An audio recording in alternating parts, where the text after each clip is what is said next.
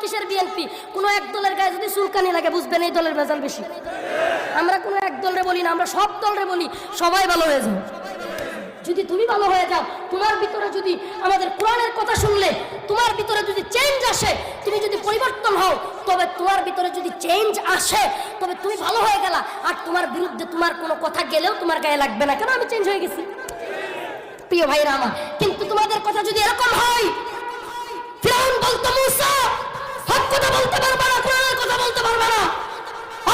মুসার সময় কোরআন ছিল না, তাওরাত ছিল।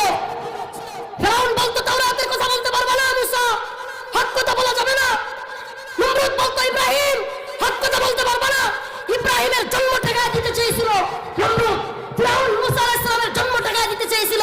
যখন মুসা আলাইহিস সালাম বড় হলেন, নবুয়ত পেলেন, ইব্রাহিম আলাইহিস সালাম নবুয়ত পেলেন, বড় হলেন, ইব্রাহিম আলাইহিস সালামকে বলতো হে ইব্রাহিম হক কথা বলা যাবে না, সত্যের বাণী পৌঁছানো